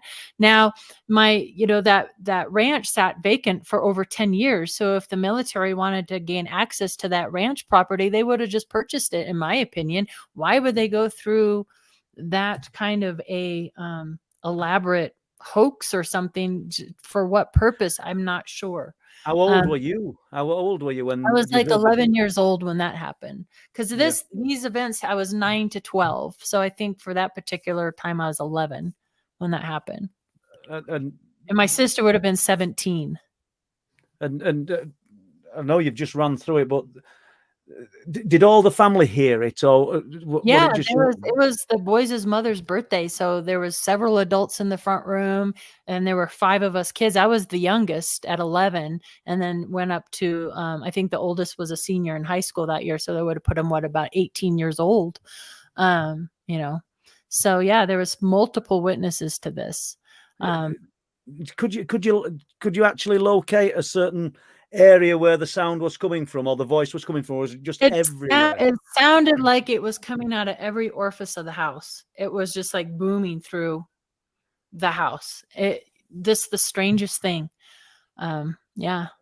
And around you, what were the nearest property or the nearest habitation to you then? Well, it was 80 acres. So they called her the crazy lady next door. All right. Okay. But you know, a good mile away. You know, it was pretty rural back in the day. It's been built up a little bit now, but and to create the effect of something like the sun coming through. When you said the sun, was it just orange or was it just sunlight? It was bright white. It was like white light. But there had been orange orbs going on and off that property for years, for decades. So that was interesting. That was part of, like, I was like, what came first, the chicken or the egg, the military presence or the phenomenon? And through my research and what I've uncovered, the phenomenon was there long before the military showed up. So yeah. So where do you think the orange orbs come into this? Because I bet you throughout the research, just jumping away briefly from Skinwalker, I bet orange orbs feature in lots and lots of reports, don't they? They do. And in fact, we have a gentleman within MUFON who is named Bob Spearing. His specialty is orange orbs, because we have so many of these reports coming in. And interestingly enough, and not that I've kind of got into the mysterious cattle death and other animals, sheep and horse, by accident, kind of by default. And it was super cool. One of the first heavily known reported animal mutilation was Snippy the horse out here in Alamosa in the San Luis Valley in 1967. And just recently, it's the King family. They had like a family reunion over Labor Day, and they invited me out to meet. So Snippy, who's the actual horse's name was Lady, the person that owned it, her brother was there, and he's in his 90s now. So I got to meet him and the family and learn more, the intimate story behind that. And it was kind of full circle for me, because Dr. Leo Sprinkle was one of the initial investigators with Snippy as well. But what's fascinating to me about, I'm not an expert in the mutilation deaths or the animal deaths, but what's fascinating, some of the interviews I've done, they have seen columns of light come down, or these orange orbs, or orbs, white orbs and orange orbs, sometimes blue. These are the 3 common colors I hear about: blue, white, and orange. And there have been reports of these lights, or these phantom lights, around these animal deaths. So I find that interesting. And I don't know if we talked about it on the last show, but I drove to Wyoming and did an interview with a woman whose family kind of pioneered the area in Elbert County. And they had several cattle in Rama, which is right next to Elbert County. It's just borders the counties. And her husband was out on horseback checking the cows for calves, came across a dead calf who had a cut of it was 4 incisions in a square. The top of the fur was removed. The skin was still there. He gets on the horse, goes and gets my witness. They come back. She said it took maybe 25 minutes to get back to the calf. And that calf had been cauterized, organs removed, blood drained. And it felt like they were being watched, by something. I don't know if these are orbs of light or what. So it was like they interrupted a mutilation in progress. They were miles off the county road, no truck marks, no footprints in the dirt. And it was so cool, because we're friends on Facebook. She's like, Katie, I found the actual photos of the calf. And and she had photos too of a calf kill that where a coyote would jump up and tear at it. This was a cauterized, clean incision, all that stuff. So I think that some of these orange orbs and light phenomenon are associated not only with the mysterious animal deaths, but also with the cryptids as well. because you hear I that would agree, Sasquatch kind of comes and goes sometimes in balls of light. Have you any views on this, Rev? Yeah. I mean, the robotic voice is something that both myself and Paul have experienced on different occasions separately. With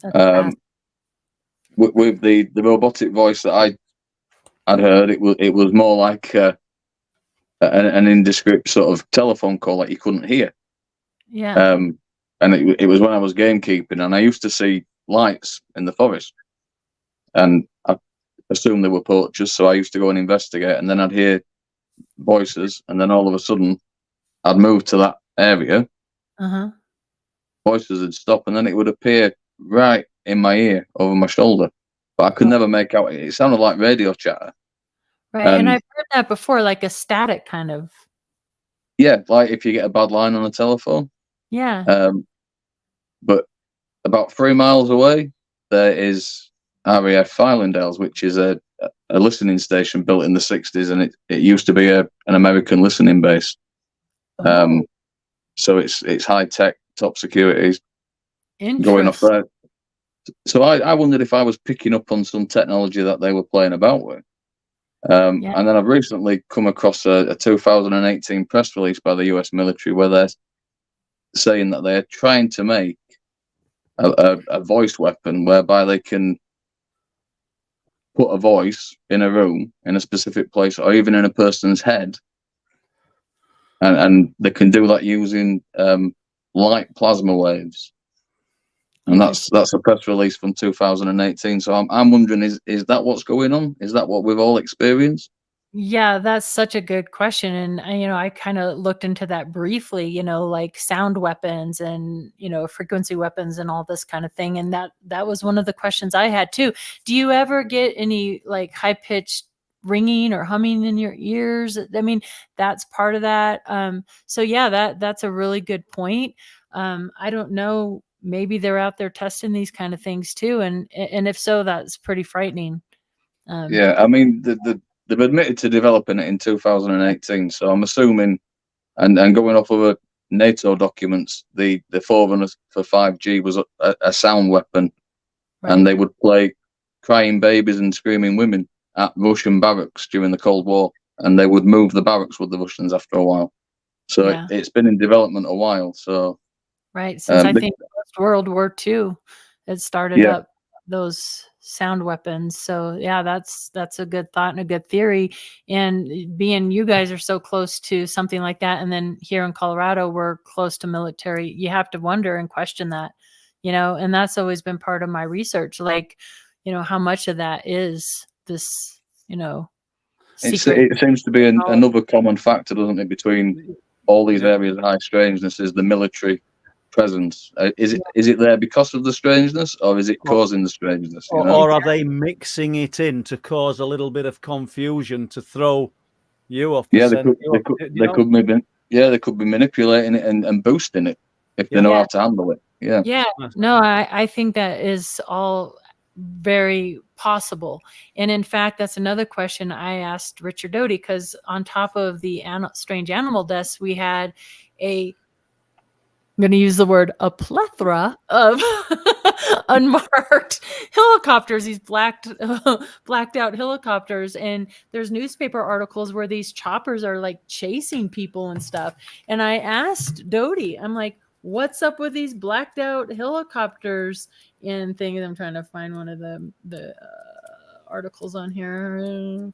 And he said, they could possibly be used as a diversion or a distraction, like look over here while we're doing it's over here, there. And I'm just like, so it's just one thing after another with this stuff. But yeah, the sound weapons and that is really compelling and could possibly, because another thing, what happened right before that disembodied electrical voice were these hums. That was the first thing reported out there, were these strange hum sounds and like bangs from under the ground.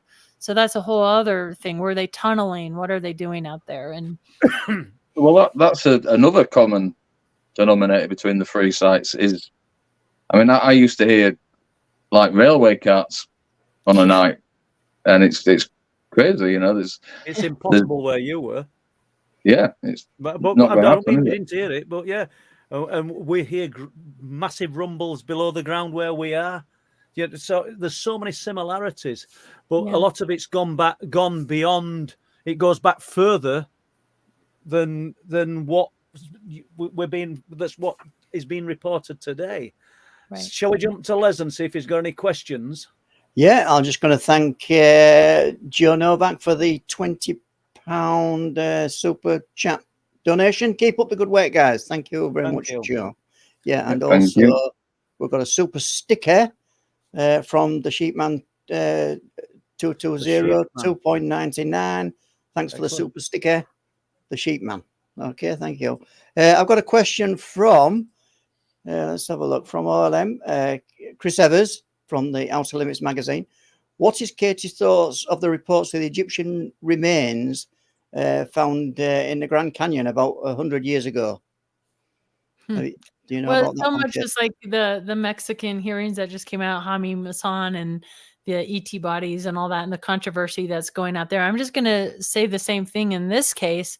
I mean, unless you're there and in front of these remains and you can scientifically look at them and test them and x-ray them and there's just so many opinions, and I don't have an opinion actually on it other than, you know, unless I'm in the room and can look at it myself, then I could come up with an opinion, and I'll just kind of keep it at that. I don't know, you know. Yeah, I think. I mean, I'll add to that. I'll say that there is evidence that a Scottish or Scotland and Ireland were inhabited by an Egyptian princess.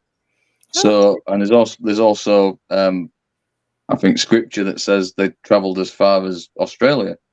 So it's not impossible that they got to America and we just don't know about it. So it's right. But like you say, unless you see it for yourself, you don't know, do you?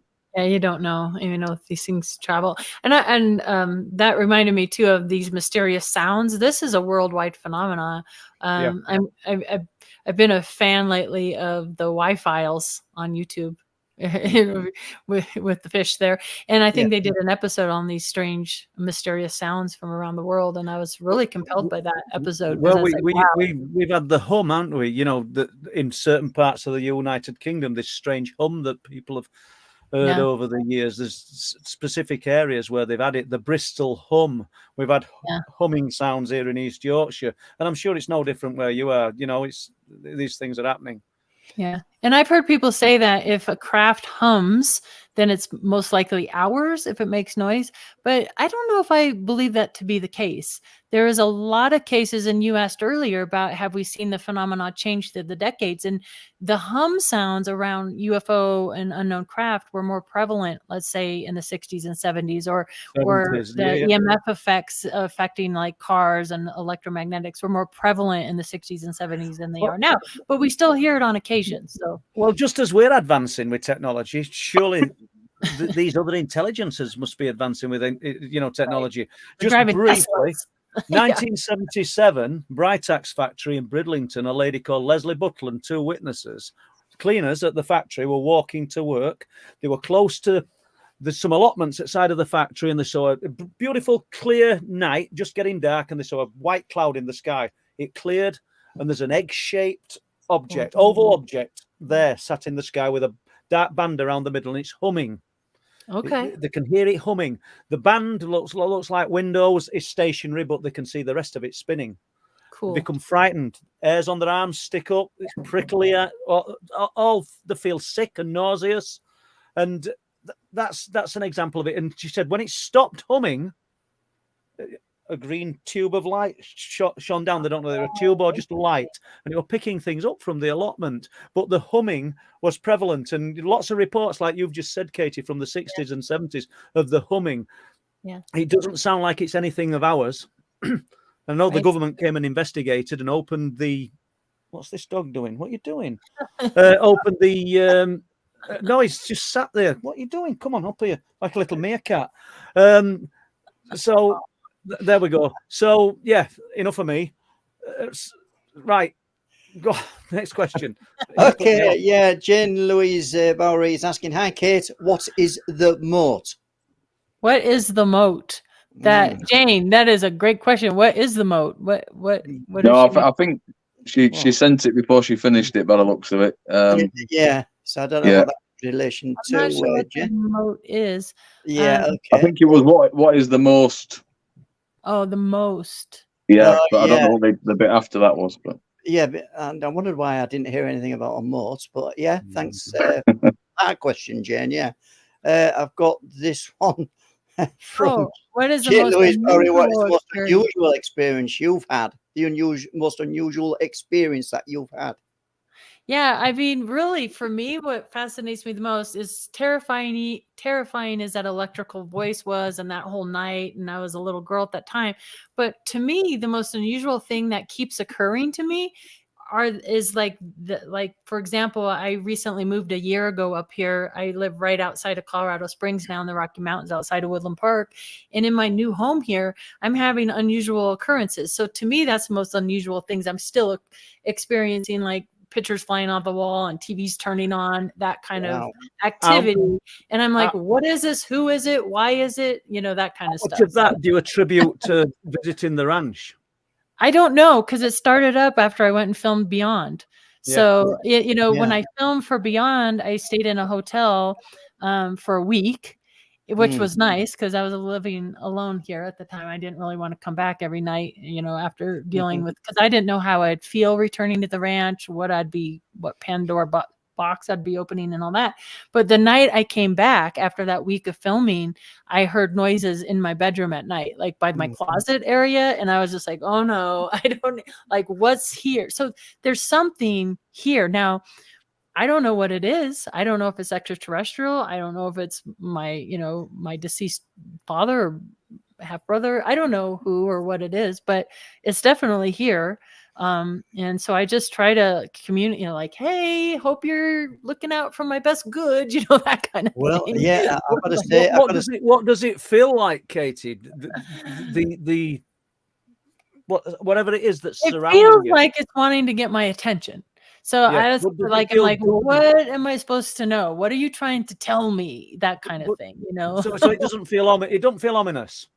It can't. Well, like the other night, this was like a couple nights ago. Sometimes it can scare me and sometimes it doesn't. And for whatever reason, I was down in my kitchen. It's down these stairs here. And I have a set of stairs that go down from my office up here. And I'm just getting some water. And it was like right before bed. So, it's dark. And I just hear like what sounded like up here in the bathroom, like a cabinet closing or a drawer closing. It was a very distinct common sound, but I know nobody's up here. And that, I had every hair, goosebumps galore. I was like, okay, I know that sound. What is that? And I just went into my room, shut the door, and sometimes it could scare me because it was a distinct sound. It was definitely in the house. It was definitely something closing. Yeah, I think, Katie, what would be marvelous now if that something, what you say is in a house, don't ask what it was. Could actually do something behind you, we'd notice, and that would really excite our viewers tonight, Katie. Show yourself. That has happened on the air, though. On my show, I'll hear knocks or bangs back here, and I'll be like, probably. Okay. Yeah, we'll probably might not. Do you find, Katie, that the more that you investigate stuff, the more it tries to block you from investigating? Because I personally find every time I'm trying to do something will, like the vehicle will go wrong, something like that will try and get in my way and divert my attention. For sure. And we kind of touched on that a little bit. It seems like the more I focus on it or investigate or research or do, the more it amps up. Sometimes, and then that's when, if it gets too much, I'll like unplug. I'll just stop for a while because I'm like, okay, I need a break from this craziness. So I'll just stop for a while. And I have been doing more. The one thing the show Beyond Skinwalker brought about for me is the first scene that we shot was at a particular bar in this rural town. And of course, with these older pubs and bars, you have the locals that go there. And that's kind of opened the door for me to be able to meet more people that have been been generational in the area and getting to do these interviews, right? To learn what they've experienced, what they're still experiencing, and so on. And on Friday, the 13th, which is tomorrow, right? Yep. I'm going to go interview 2 more people from the area. And the more I do these kind of things, the more, so I'm almost, it's in my mind that, okay, I'm going to set up these interviews knowing good and well that something might happen again. Because I've experienced that for sure. Like what Rev's just said about him being closed down in certain avenues, that could have happened to you. It could have happened to me. Do you think then this other intelligence is steering us in the direction it wants us to go? Because it strikes me, because I know he thinks deep, he thinks hard about what he's doing, Rev, and he's already come to the conclusion that he's probably been closed down in a few directions that he's supposed to go. It's almost like then the phenomena is directing us. Does that make any sense to anybody? I don't know. Well, it does. I was just sorry, Kate. I was just thinking about it myself, and it's like, is it phenomenon that's stopping it? Because a lot of stuff's on a physical level from human interaction that sort of gets in my way with stuff, and it almost seems like it's too much of a coincidence for it to keep occurring. It only seems to happen when I'm trying to look into stuff. So some people. Yeah. So is it for me? Is it the actual phenomenon that's stopping me, or is it something else that's trying to stop me from seeing the phenomenon? You know what I mean? That's the conundrum that I've got with it. It's difficult, isn't it? It's difficult. Yeah, it's difficult to know what we're dealing with, and if you're going to delve into these realms of the unknown, I think you do have to take some precautions and be careful and keep the higher good in that, because I don't know what we're dealing with, and sometimes it can be. I worry about tricksters or negative things, and I don't want that in my life. Nobody wants that in their life.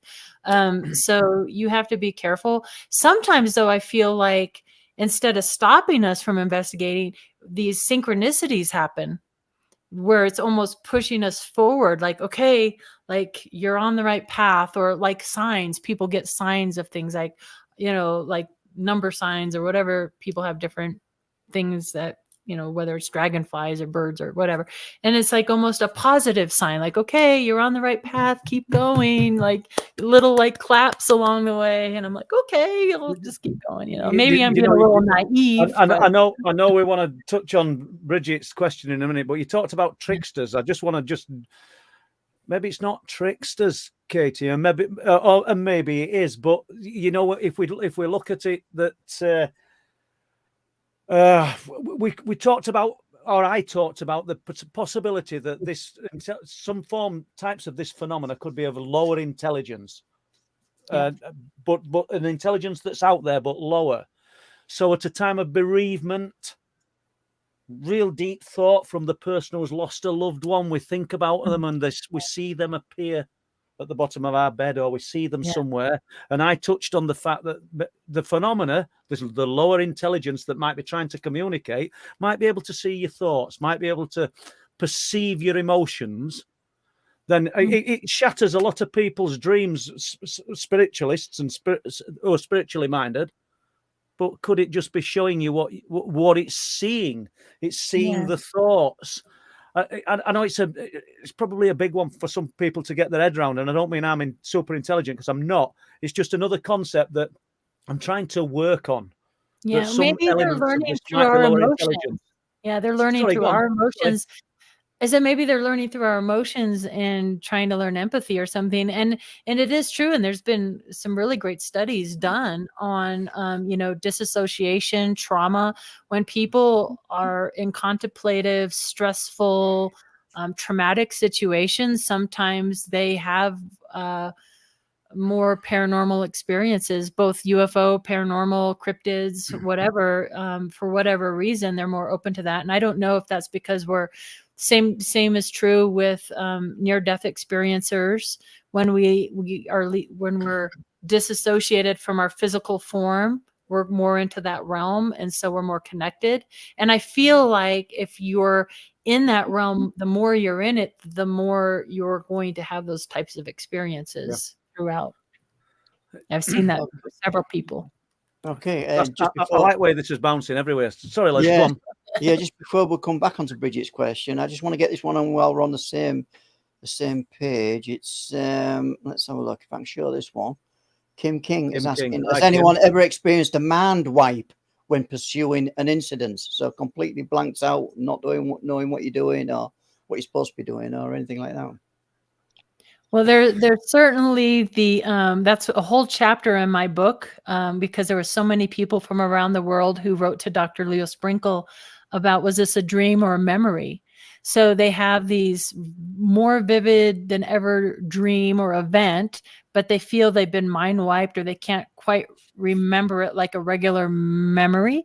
So is that a mind wipe, where people have trouble, like a PTSD response, right? So I've certainly experienced some PTSD and went through some counseling for the things that I've went through. You know, I think, you know, that's where hypnosis comes in. And I know there's some controversy about the effects of hypnosis, but there's certainly nothing wrong with getting into a deep, relaxed, meditative state. And there's certain little tricks you can do to help recall forgotten memories or mind wipes, you know, recalling certain smells or, you know, the carpet or the furniture in the room or what you might be wearing. And one memory like that can trigger another memory, can trigger another memory. Yeah. How trustworthy are these memories? That's up for debate. What great question that, Kim. Paul, that kind of leads us into one. Yeah, Katie, have you ever been abducted by UFO? Also, have you ever been regressed? Oh, Mark, the answer to that is yes, I've been regressed. Dr. Leo Sprinkle put me under for an hour and a half. It was a quite interesting experience for me because I'm old school where, you know, back in the day, I was like hypnosis, like watch this thing and then I'm going to make you sing and dance. And that's not what it was like at all. It was like really just being in this deep, relaxed, meditative state where he put me down this escalator going deeper, deeper, deeper, deeper down. I had my eyes closed the whole time, but I was also aware of what I was saying, you know, so that was just cool to see how a professional does that. I couldn't listen back to the tape for like a week. Finally listened back to my recording. And what I found fascinating about my regression was when I was a young girl and I went through all the stuff on the ranch, we were told not to talk about what was happening because of that disembodied electrical voice and all, you know, the investigations and that. So for me and my sister, we didn't talk about it except for to each other. And we even created a silly, like, what do they call that? Pig Latin kind of language. We're like, we were like, go, da-da-go, da-da-goo, da-da-goo, we're that. Anyway, but what was interesting in that hypnosis was for the first 20 minutes of that hypnosis, it was like the little girl was trying to stand up to the adults and was trying to find her voice. So I found that interesting from just a psychological standpoint. Like I wasn't comfortable talking about it through hypnosis until I was like, you know what, I can talk now and I'm not going to get in trouble. So that little girl was still fearful of being in trouble to talk about it. So I just thought that was interesting. Have I ever been abducted by a UFO? I don't know. I've had interesting dreams and interesting kind of glimpses of things that I question why I have those. And I can remember when I first joined MUFON, I came in and I was learning because I kind of started by watching documentaries and reading books and, just like everybody else, you're starting with not a lot of information. And I just remember always looking for the blue ones. I'm like, here's the grays, here's the reptilians, where are the blue ones? Where does that come from? I don't know. And then finally I was like, oh, there's the blue one. And I don't know where that came from. So I don't know. Les, just before you go to another question, can we just draw back to the mind wipe? Because I think mind wipe, great word from Kim. But I think Rev wanted to say something. Did you, mate? Well, I was going to say, like, I didn't realize that I'd experienced missing time with my or part of my account when I saw the fuck knows what. So the light that I saw, which shot up from the side of the forest,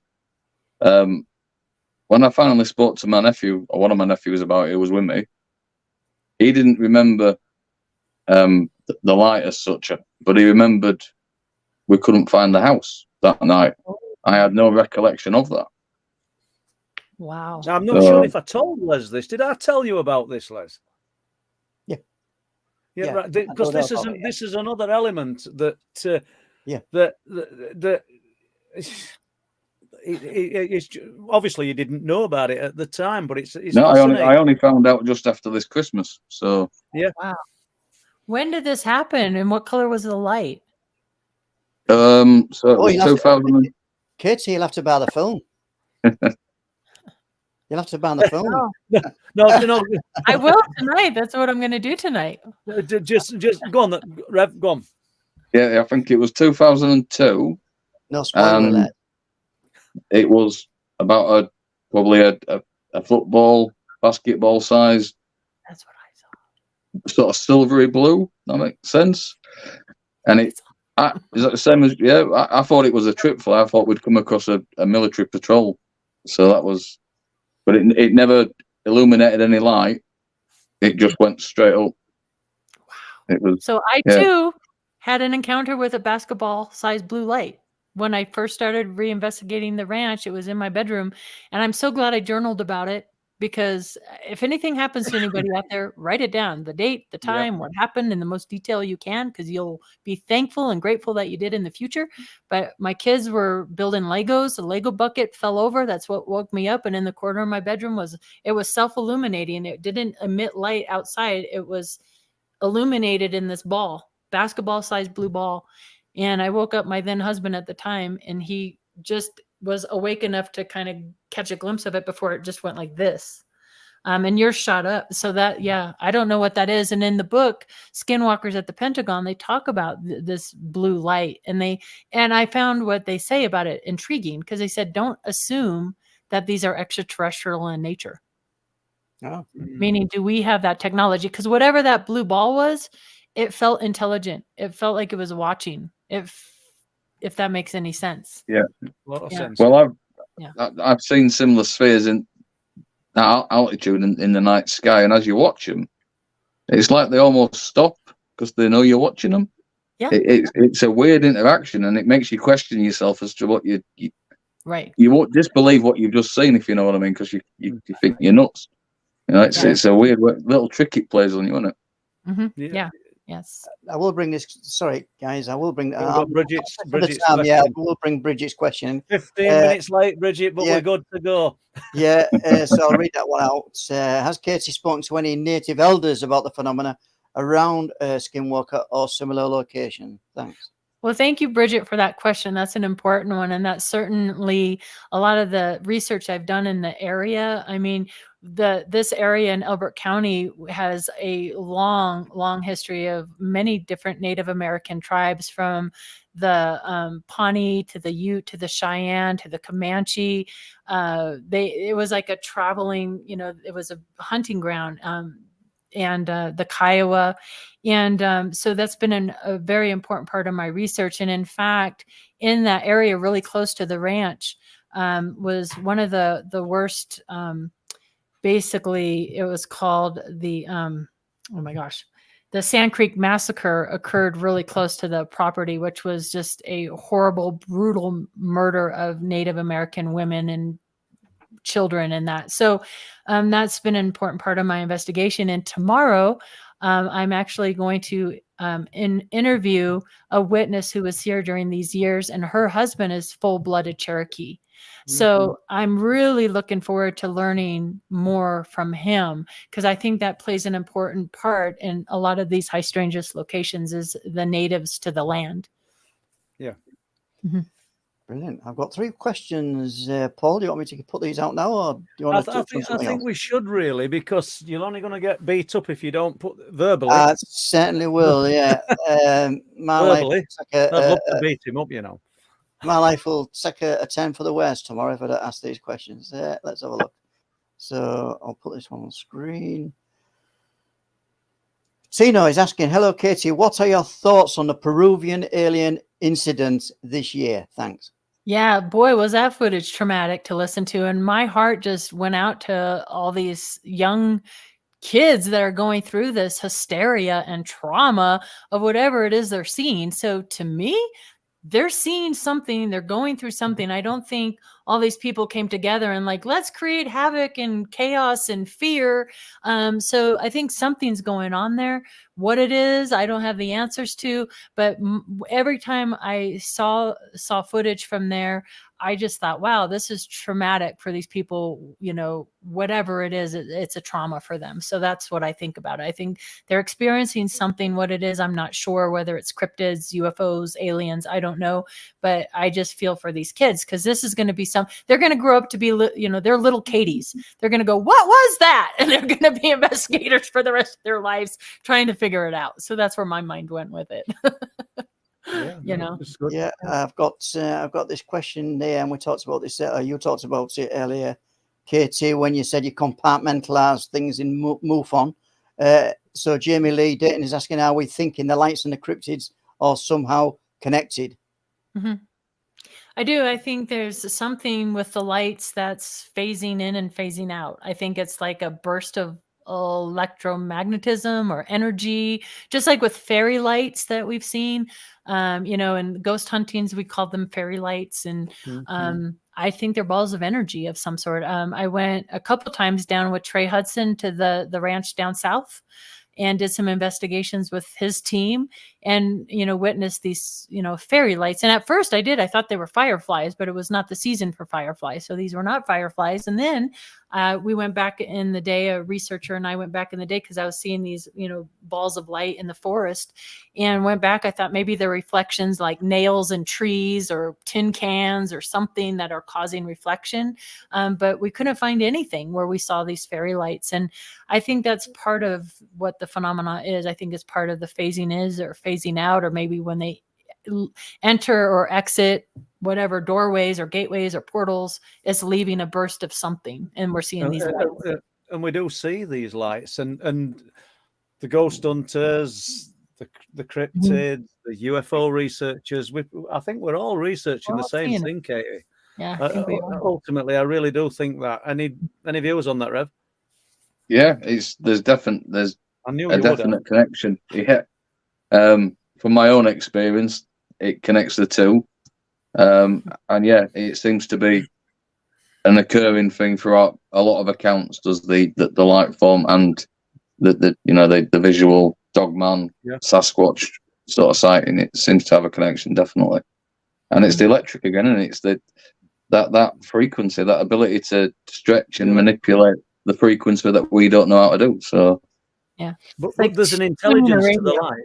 Yeah, there's definitely an intelligence, some kind of awareness. If it's not, where do we separate intelligence from awareness? One and the same, but there's something there with the lights.